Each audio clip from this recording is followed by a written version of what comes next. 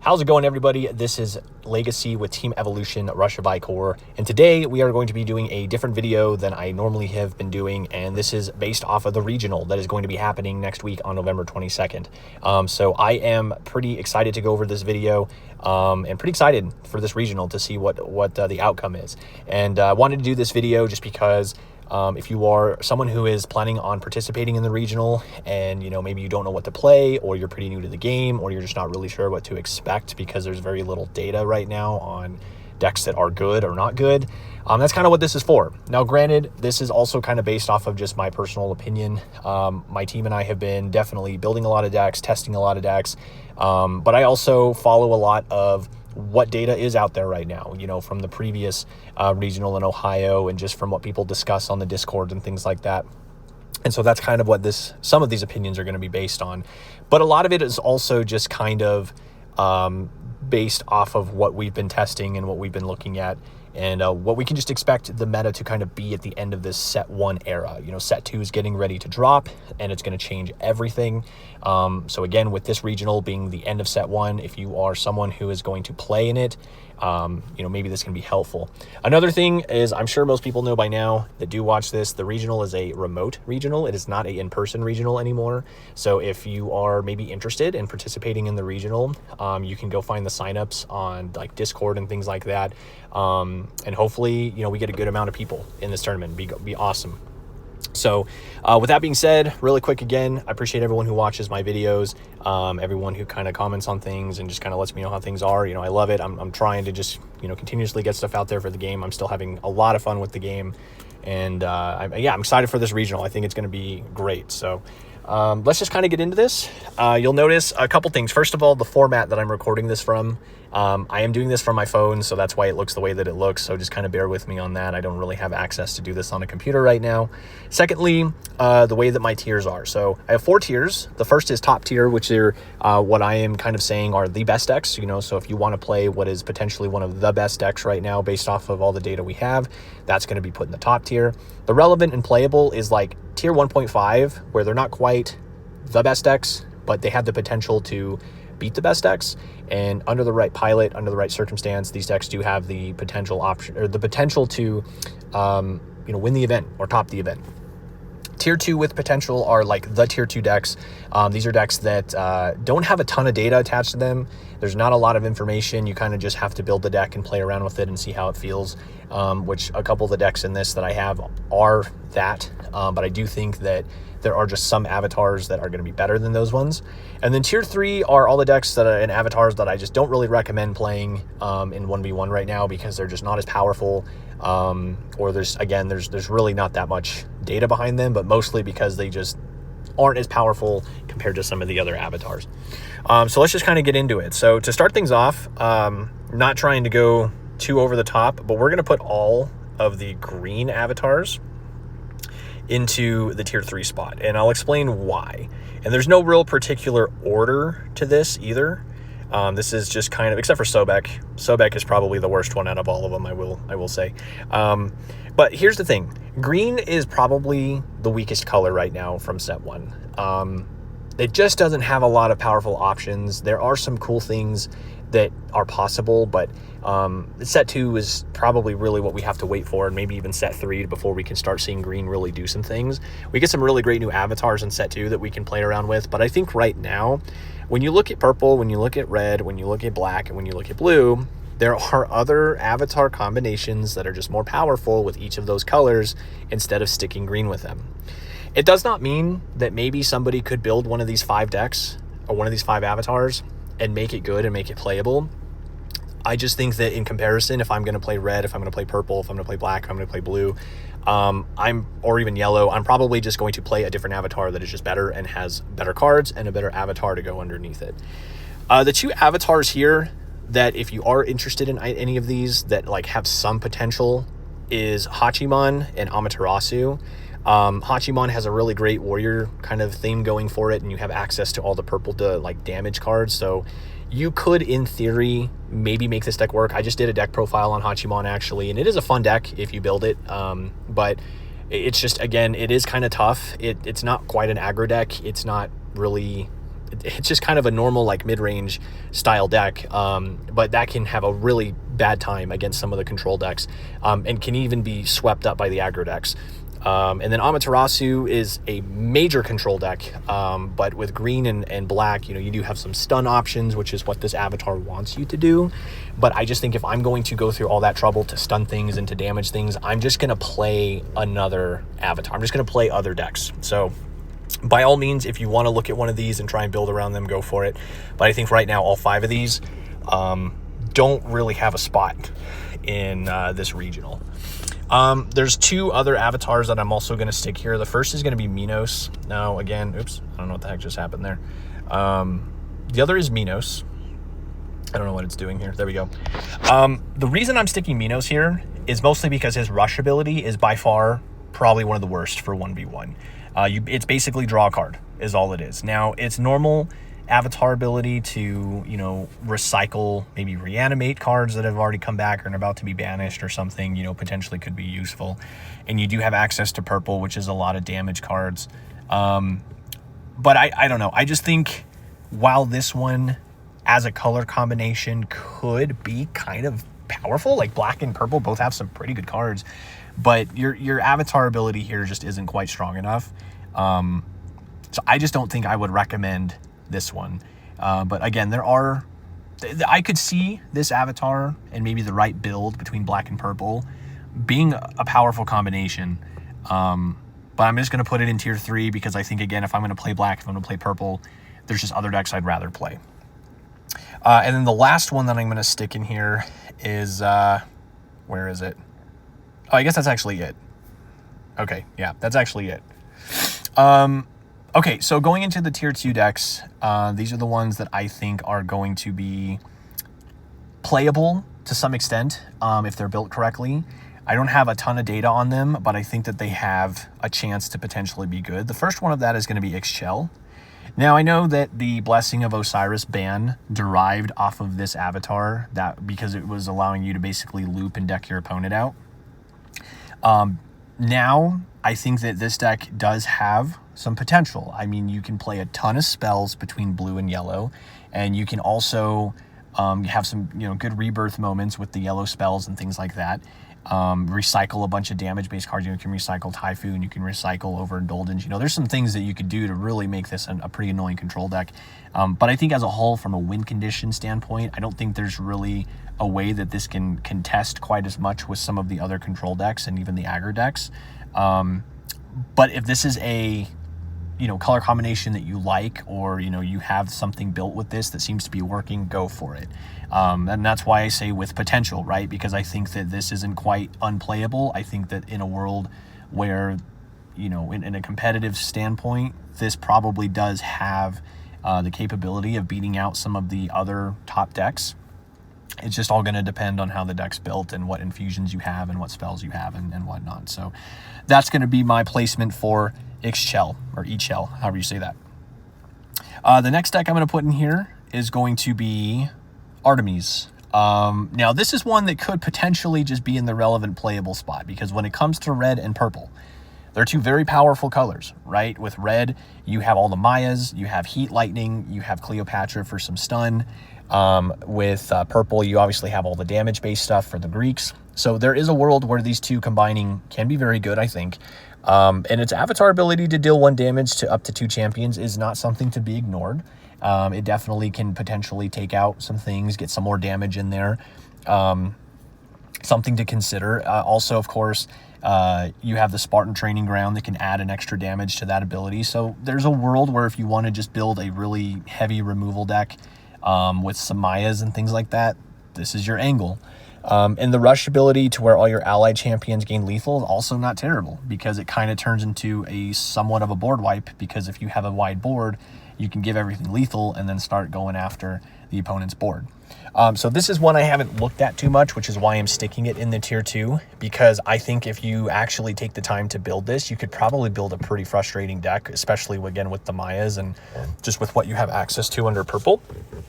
But for now, I do think that it sits here comfortably in the tier 2 spot without any additional data. All right, moving into the relevant and playable decks. These are the ones that I think are going to be like that 1.5 tier. Not quite the best deck, but I think have the ability to do really, really well in an event in the current state of the game. The first one of those is going to be Isis. So Isis is purely a location deck, right? If you're playing Isis, you are playing Pyramid, you are playing Sphinx, you are playing locations, you are doing everything to play with that strategy.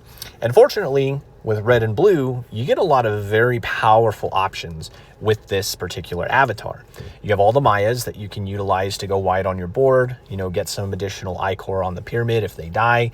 You can also play Heat Lightning, you have Overindulgence, you have access to Tsukiyomi's Twilight, you have Typhoon, you have Cultivating Theorist. You have a lot of really good cards that you can play. Not to mention you have 2 different champions that can surge out the Pyramid. You have 2 additional champions that can activate the Pyramid on top of Blessing of Isis. There are a lot of cards in this deck to make it very functional. And it's one of the decks that I have actually worked on a little bit more than normal and have play tested quite a bit.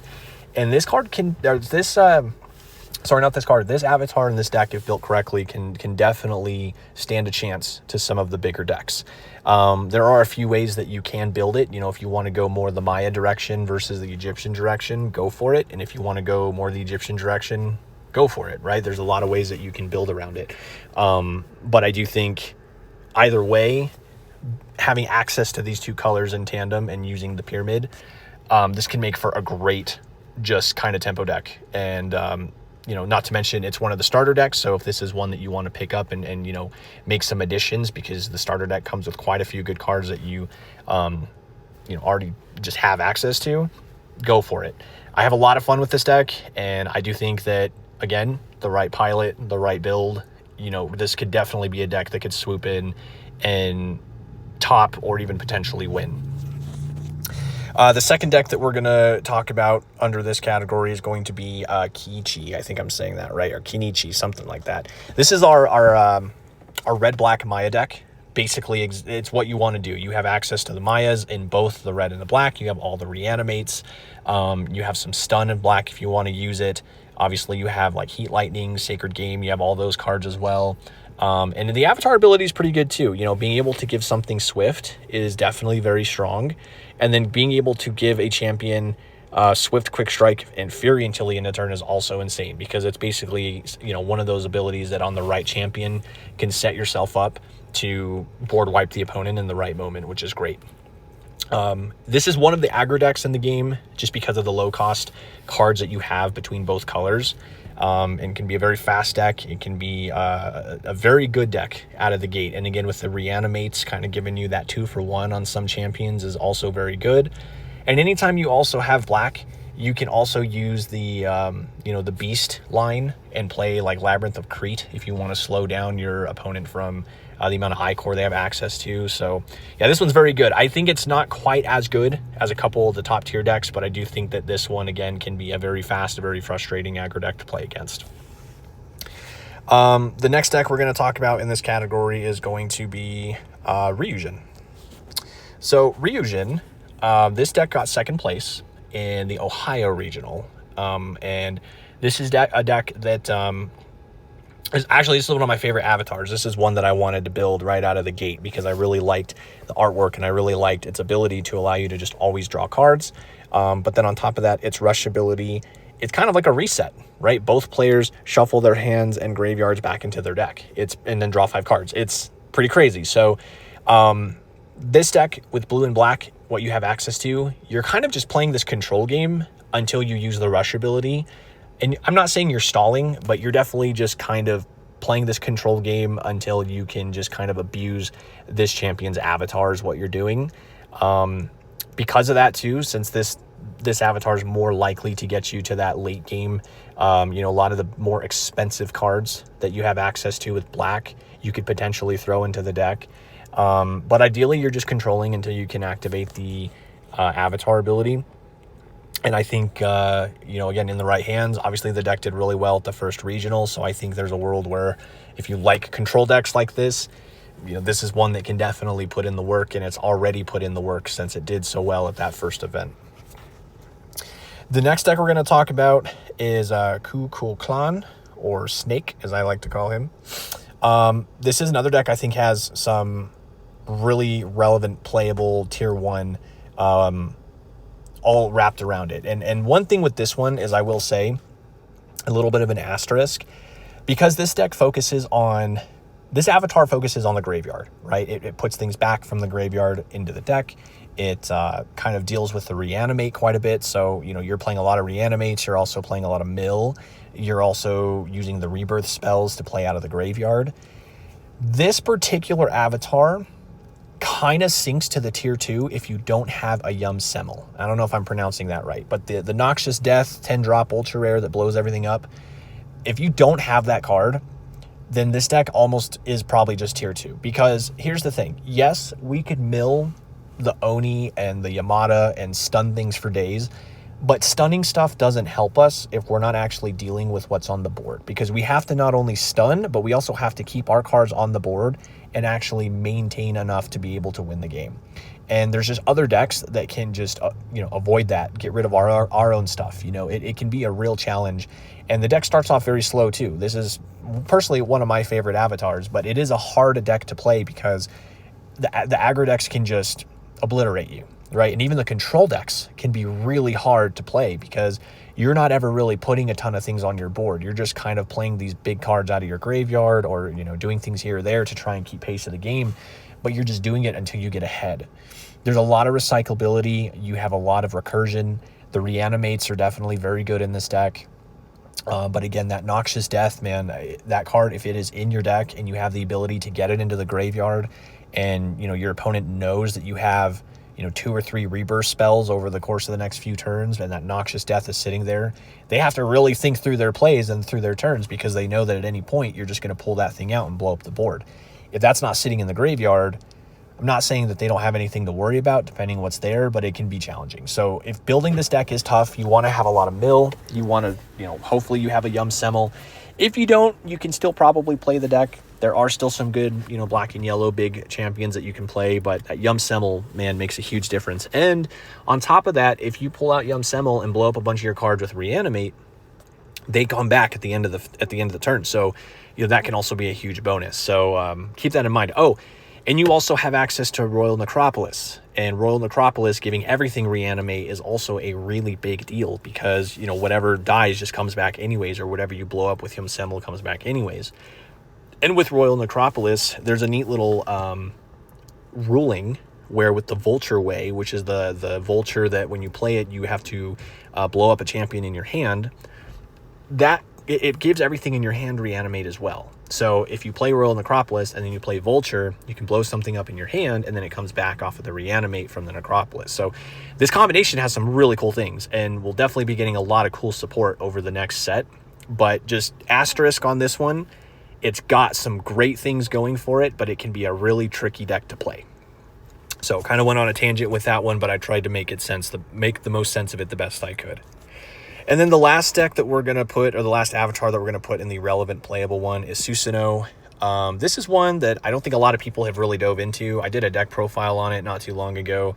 My buddy and I, built this and have been really working on it and tested it a lot. And this is actually a very, very powerful avatar. This is a very good avatar. It's just, I don't think there's enough data on it for people to really see that. But we've been testing this a lot, and it's very strong. The ability to bounce things back and then to put things on the pyramid, or to just bounce things back to reuse them, especially with purple, because there's so many good damaged purple base cards. You have the Misajuki, you got the Toyotomi, you have Odysseus, Pegasus, Achilles. I mean, there's so many really good purple cards that you can utilize with this. Not to mention, between blue and purple, you have so much removal, right? You got Thunderbolts, you have all the purple stuff. You have, again, access to Twilight, Typhoon, Overindulgence. I mean, there's just so many cards that this combination has access to, even right now. It's a very good control deck, and it can be a very frustrating deck to play against if you've never played against this avatar. So be aware. It's something to look at, to keep your mind open on. Okay, going into the top tier decks, and you can see the 3 that I have on the bottom here. First, being Hun Hanapu. We're going to drag up Zeus up here and Typhon. So Typhon, I felt like was actually good enough to be in the top tier. In here, we're going to actually shrink this down a little bit for you guys. Just because Typhon, while it has the same card pool as Kenichi, with the Beast Avatar ability and the ability to collect Ikorr from another source that's not raiding, is very strong. Very, very strong. And even though it's rush ability, you know, there's not a, like, you can only get, what, maybe 2 to 3 champions out at best off of this rush ability, but still, you play a lot of beasts. We have the infusion that you can stick onto another red champion or just another champion to make it beast. You have access to the Mayas, you have access to Heat Lightning, you have access to Cleopatra if you want some stun, you have access to just all the beasts with Labyrinth of Crete. Yeah, this deck is another aggro deck, very fast, and you can just gain a ton of Ikorr off of it just because of its avatar ability by itself. And its little swarm rush ability, super nice as well if you pull something out with like Swift or something like that. But either way, Typhon, this is one of my favorite ones, and I definitely think that it deserves to be in the top tier slot. Zeus and Hun Hanapu are just pretty straightforward. I think at this point, most people should know that these two avatars are probably just the best two in the game. Hun Hanapu is insane. I mean, you have access to Stargazer combos that can just, you can swarm the whole board in the matter of the first or second turn. You can get out the brothers as early as turn 2 and 3. You have recursion under its avatar power. I mean, it's so good. Hun Hanapu is so good. And then Zeus is really strong because it is the avatar that has just basic damage built in. So the fact you can pay 2, get 2 damage in, its rush ability can also give you damage. Plus you have the priestess that copies his ability. You have rebirth, so you can just bring back all your damage-based champions. Yeah, Zeus is very, very strong. Also with Zeus, you can one kind of cool little trick you can do with Zeus is you can stick the infusion that the Roaring Aegis that makes your avatar power cost 0 and stick it on the Shinobi, the 1-drop ninja. So when you play that, you can basically, you know, hit something for 2 damage on the first turn of the game, but then also if it attacks and doesn't die, it'll go back. So then on the next turn of the game, you can do it again, and you can keep doing it and keep doing it as long as you can keep bouncing it back. So you can get like 4 damage out of that Shinobi just over and over and over, which is a really annoying interaction. So yeah, Zeus is very, very good. I almost am obliged to put Zeus above Hun Hanapu as the best deck, but Hun Hanapu right now, if you open the perfect hands, you can just overwhelm the opponent, usually before they can even do anything. Now Maya's, you know, Hun Hanapu, it's one of those things where against the control decks, it can be tough, right? Because if you don't win the game within the first 4 to 5 turns, you potentially could be in for a little bit of an uphill battle. But yeah, if you like playing aggro, if you like, you know, looking at kind of what's the top tiers right now, I would definitely say these 3. But there are plenty of other avatars that are playable. So, I mean, right now, only 6 of them I have in the tiers 3 slot. And that doesn't necessarily mean they are just that bad. It's just, I think compared to all of the other ones, green doesn't offer as much. If I'm going to play one of the other colors, like I said, I'm probably just going to play one of the other avatars. But everything that's, you know, tier 2 and up is definitely playable. If you build it right, you know, I know not everyone has access to all the infusions, but I still think that there's a lot that can be done. So yeah, so that's it. That's my ranking. That's kind of my little random ramble. Yeah, let me know what you guys think. Again, I'm excited for the regional weekend. I'm excited to see what decks come out, you know, what wins it, what's there, how many people, and so on and so forth. And yeah, I would like some more subscriptions. You know, I've gotten a few subscriptions since I've been doing these videos, but if you are interested on just seeing more videos about Rush of Ikorr, I still have a couple more deck profiles I want to put out next week before the regional. And then obviously when set 2 rolls around, we're going to be doing a lot with set 2. So, yeah, with that being said, appreciate the watch and excited for the regional.